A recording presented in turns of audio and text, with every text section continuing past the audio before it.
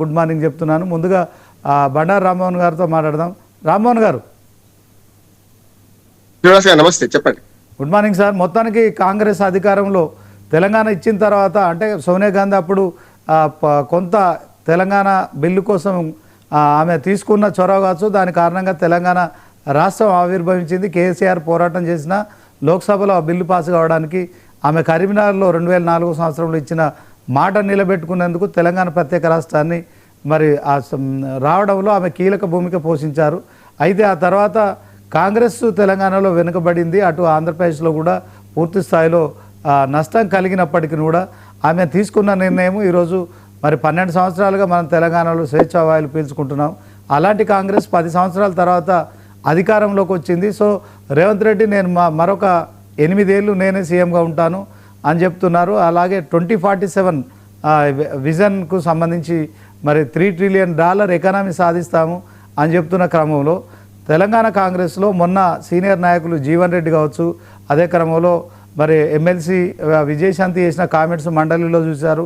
కోమటిరెడ్డి రాజగోపాల్ రెడ్డి కూడా చాలాసార్లు తనకు మత్తి పదవి రాలేదని అక్కస్తో కావచ్చు, తర్వాత శాసనసభలో ఆయన మాట్లాడుతున్న తీరు కావచ్చు, వాళ్ళు మంత్రి పదవుల కోసం చేస్తున్నారా, కాంగ్రెస్ ప్రజల్లో ఉండడం కోసం చేస్తున్నారంటే ఏం చెప్తారు సార్?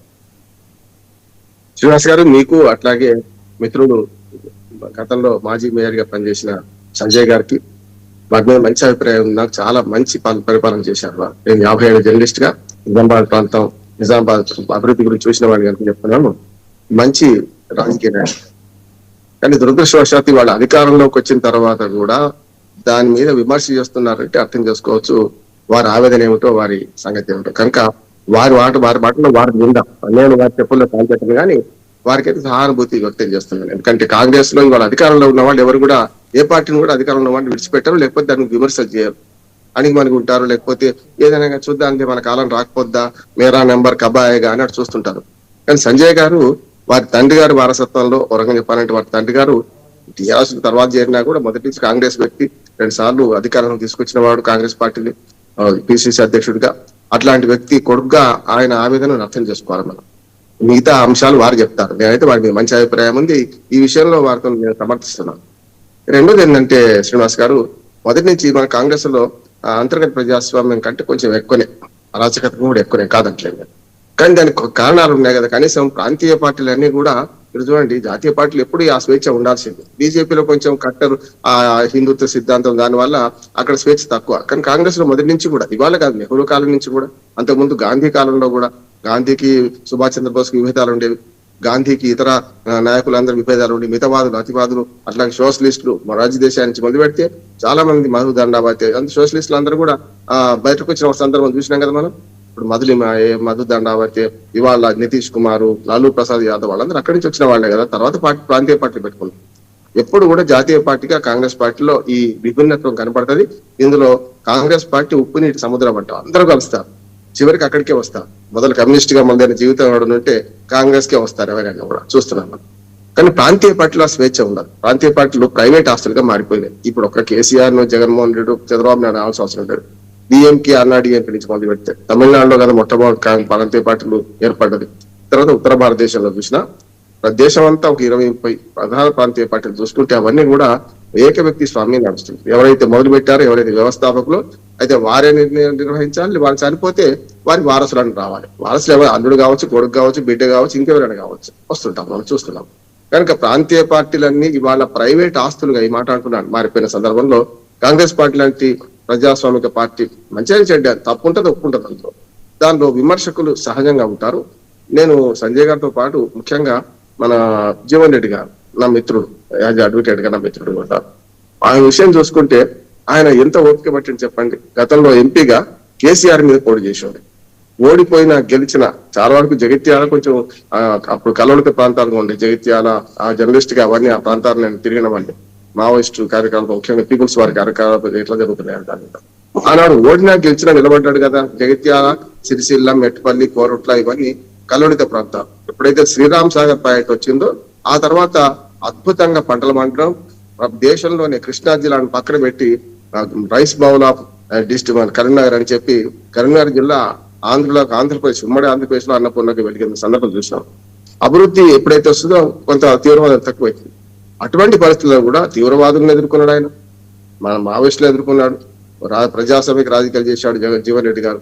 తర్వాత ఇంకో మాట చెప్పాలి, ఆయన ఓడినా గెలిచినా అందులోనే ఉన్నాడు, ఎక్కడ పోలేదు. మొట్టమొదటి జానారెడ్డి గారు కానీ జీవన్ రెడ్డి గారు కానీ వీళ్ళందరి ప్రస్థానం తెలుగుదేశం నుంచి మొదలైంది. కానీ అదే కాలంలో తెలుగుదేశం పోగానే 89 నుంచి కాంగ్రెస్ నుంచి చూసుకుంటే ఇవాళ 40 ఏళ్ల రాజకీయ జీవితం ఆయన చాలా ఓపిక పట్టింది జీవన్ రెడ్డి గారు. అయితే ఎంత అంటే హ్యూమిలేట్ చేశారు ఆయన, అంటే ఎట్టి పెద్ద పొమ్మని లేక పొగబెట్టామంటాం కదా, అది చేసిండు. ఏ రకంగా ఫిరాయింపుదారిని అంటే మొదలొచ్చిన చెవులు విడిచిపెట్టి తర్వాత వచ్చిన కొమ్ములు కదా మనం పట్టుకున్నట్టు సంజయ్ ఉండదగ్గ వాడు కాదు కదా పార్టీలో. ఏ పరిస్థితి మనకు వీరు కాదు, మన సంజయ్ కుమార్ ఏదైతే జగిత్యాల ఎమ్మెల్యే టిఆర్ఎస్ ఎమ్మెల్యే గెలిచి ఇందులో చేరిండో ఆయన ఉండదగ్గ వాడు కాదు కదా. అంటే అరువు వచ్చిన వాడిని తీసుకొని మొన్న వచ్చిన వాడిని తీసుకొని వాళ్ళ పూర్తి మొదటిచ్చిన కాంగ్రెస్ వాదిని జీవన్ రెడ్డి గారిని దూరం చేసుకోవడం అయితే కాంగ్రెస్ పార్టీకి ఆత్మహత్య సదృశ్యమే. రాష్ట్ర రాజకీయాల్లో మార్పు వస్తుంది, అక్కడ ఖచ్చితంగా జగిత్యాల రాజకీయాల్లో పెను మార్పులు తీసుకొచ్చే అవకాశం ఉంటుంది అంటున్నాడు. ఆయన ఒక్కడే కాదు, మీరు చూస్తున్నారు కదా, మిగతా వాళ్ళకు కొంత స్వార్థం ఉండవచ్చు. నేను అది కూడా చెప్తున్నాను. ఉదాహరణకు రాజగోపాల్ రెడ్డి మంత్రి పదవి ఇస్తారా లేదా, కానీ ఆయనది ఒక వాదన కరెక్ట్ ఏంటంటే ఆయనకు మంత్రి పదవి ఇస్తానని 4గురికి హామీ ఇచ్చి తీసుకొచ్చారు, 3గురికి ఇచ్చారు. మొన్న వివేక్ కూడా ఇచ్చారు కదా, మరి ఈయనకి ఎందుకు ఇవ్వలేదు అంటున్నాడు. ఆయన ఏమంటే అంటే నేను బీజేపీలో ఉంటే ఎప్పుడో నేను కేంద్ర మంత్రిని అయ్యేవాడిని, నేను బీజేపీ అయితే నేను మన పార్లమెంట్ మెంబర్ గా పోటీ చేసేవాడిని అని ఆయన డైరెక్ట్ బహిరంగ చెప్తున్నాడు. చూసినాం కదా మనం. కనుక హామీ ఇచ్చి తీసుకొచ్చిన వాళ్ళు 4గురిలో 3గురికి ఇచ్చారు మంత్రి పదవులు, నాకు ఎందుకు ఇవ్వలేదు అనే మాట ఆయన అంటున్నాడు. అది వ్యక్తిగతంగా కావచ్చు, లేకపోతే కొన్నిసార్లు డైరెక్ట్ గా మనం చూసాం కదా, నా ఎమ్మెల్యేలను నిధులు ఇచ్చేటప్పుడు కాంగ్రెస్ పార్టీ ఎమ్మెల్యేనే కదా నేను, నాకెందుకు అన్యాయం చేస్తున్నారు, ప్రతిపక్ష పార్టీ ఎమ్మెల్యేలు కాదు కదా అని ఆవేదన వ్యక్తం చేశారు. చూసినారు విజయశాంతి గారు చూసినాక ఎమ్మెల్సీగా వచ్చింది, ఆమె కూడా మంత్రి పదవి ఆశిస్తున్నది. లేడీ మంత్రి పదవి ఇస్తారనుకున్నది, బీసీ కోట కింద లేడీ కోట కింద వస్తారనుకున్నది. ఆమె కూడా అసంతృప్తి వ్యక్తం చేసింది, ఇంకో రూపంగా చేసింది. ఇది తెలంగాణ మన ఉద్యమకారులకు 5 ఎకరాల భూమి ఇస్తారన్నారు. ఇవన్నీ కూడా నా ఉద్దేశం కాంగ్రెస్ పార్టీ ఇప్పుడు కొంచెం కష్టకాలంలో ఉందంటున్నాను. పైకి ఇంత గంభీరంగా కనపడుతున్నా ఊపరి శర్వాణి అందరు పరేషాన్ అన్నట్టు ఇవాళ మెల్లమెల్లగా ఏకమవుతున్నారు, అసమ్మతి గడాలు ఏకమవుతున్నాయి. వీళ్ళు తిరగబడితే కాంగ్రెస్ పార్టీకి చాలా కష్టమే వస్తారు. అధికారంలో ఉన్నప్పుడు ఒక్కోసారి నాకు ఏమైతుంది అని చూస్తూ పోతుంటారు. కానీ గతంలో కేసీఆర్ గారును బీఆర్ఎస్ పార్టీ అట్లే చేసింది. అహంకారం అవినీతి ఎప్పుడు కూడా తెలంగాణ సమాజం అవినీతి కొంచెం సహిస్తారు కానీ అహంకారాన్ని సహించరు.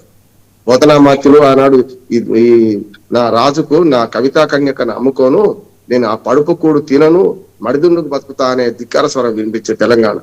అట్లానే తెలంగాణ సాయుధ రైతాంగ పోరాటం కానీ, ఆ తర్వాత మొదటి నాన్ ముల్కీ ఉద్యమం కానీ, 69 జై తెలంగాణ పోరాటం కానీ, మలిదేశ 91లో పోరాటం కానీ, ఇవన్నీ కూడా తెలంగాణ పోరాట స్ఫూర్తిని చెప్పేది. కానీ కాంగ్రెస్ పార్టీలో కూడా ఉన్న వ్యక్తులందరూ తెలంగాణ వ్యక్తులే కదా, అందుకని తప్పనిసరి వాళ్ళకు కూడా అదే ఒకటి ఉంటది. కనుక ఇవాళ చేసిన తప్పు మళ్ళీ చేస్తున్న రేవంత్ రెడ్డి గారు స్పష్టంగా చెప్తున్నాడు. ఎందుకంటే ఒకటి హామీలు ఇచ్చారు, అమలు కావడం లేదు. దానికి బాగా బుల్డోజ్ చేసుకుంటూ ఇచ్చినమని చెప్పడం, ఎదురు వాళ్ళని తిట్టడం, ఇంకా 2.5 ఏళ్ల తర్వాత కూడా 25 నెలలు అయిపోయింది పరిపాలనకు వచ్చి, ఇంకా కేసీఆర్ నామస్మరణ చేయడం తప్పంటున్నాను. ఎదుటి వాడిని ఇప్పుడు మీరు నాకు శత్రువు అనుకోండి, శ్రీనివాస్ గారు 10 సార్లు అంటే మీరు పెద్దన అయిపోతారు. అట్లా ఎదుటివారి అంటే శత్రువు నామస్మరణ చేయడం అంటే మనం వీక్ అవుతున్నట్టు లెక్క. స్పష్టంగా చెప్తున్నాను, ఈ కాంగ్రెస్ ప్రభుత్వం ఇప్పటికైనా సరే కేంద్ర ప్రభుత్వం మన కేంద్రంలో ఉన్న అధిష్టానం కల్పించుకోవాలి, అసమ్మతి బాధలను ఎట్లా అక్కలు చేసుకోవాలో చూడాలి, వాళ్ళ సమస్యను సావధానంగా వినాలి, దానివల్ల చేయాల్సిన అవసరం ఉంది. లేకపోతే ఏమవుతుందంటే ఒకటికి అప్పచెప్తారు. రాజశేఖర రెడ్డి గారు లాంటి నియంత దానిలో కూడా కాంగ్రెస్ పార్టీ ఎంత కంట్రోల్లో ఉంచాలో అంత కంట్రోల్లో ఉంచింది ఆయన రాజశేఖర రెడ్డి ఉమ్మడి ఆంధ్రప్రదేశ్ లో. కానీ ఇప్పుడు కంట్రోల్లో ఉంచలేదు కదా, అంటే సాగినంత కాలం అంత వాళ్ళు లేడందరూ, సాగకపోతే ఊరికి చతికిలకు పడిపోతారు అన్నట్టు సాగినంత కాలం సాగిస్తారు ఎవరైనా.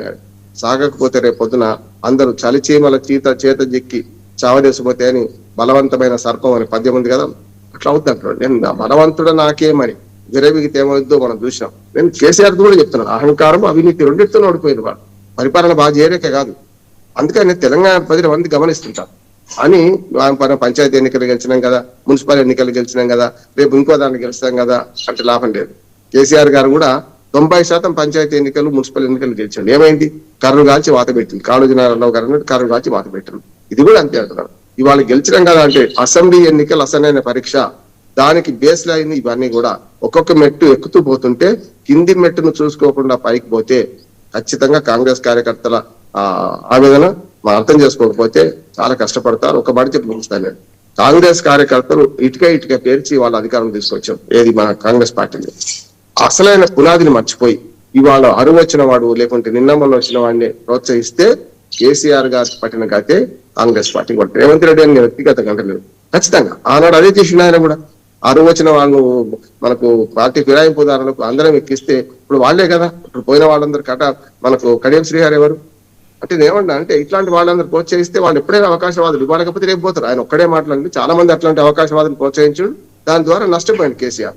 ఇక్కడ కూడా అవకాశవాద రాజకీయాలు ప్రోత్సహిస్తే ఎన్నడైనా అవకాశవాది ఏ పార్టీ అధికారం ఉంటే ఆ పార్టీకి పోతాడు, సమస్య లేదు. ఇవాళ ఇంత ఆవేదన చెందాల్సిన అవసరం ఉంది కాంగ్రెస్ పార్టీలో ఉండుకుంటూ. తెల్లారి పార్టీ మారితే ఇంకో పదవి రాదు ఎవరికైనా, సంజయ్ గారికి కానీ జీవన్ రెడ్డి గారికి కానీ. ఎందుకు ఇందులో ఉండి కొట్టాడుతా అనుకుంటున్నారు? దాన్ని అర్థం చేసుకోకపోతే పార్టీ నష్టపోతుంది, పార్టీ నష్టపోతే పార్టీ క్యాడర్ నష్టపోతుంది. నిన్న మొన్నటి దాకా పోరాటం చేసిన వాళ్ళందరూ ఇవాళ గునారెడ్డి పోయి ఎందుకు అధికారంలోకి వచ్చినాం మేము, అనవసరంగా అప్పుడు ప్రతిపక్షం ఉన్నప్పుడు బాగుండుండే అనే మాట వస్తుందంటే దానికి సమాధానం చెప్పాల్సిన బాధ్యత రాష్ట్ర కేంద్ర కాంగ్రెస్ పార్టీ అధిష్టానం నేను అనుకున్నాను శ్రీనివాస్ గారు.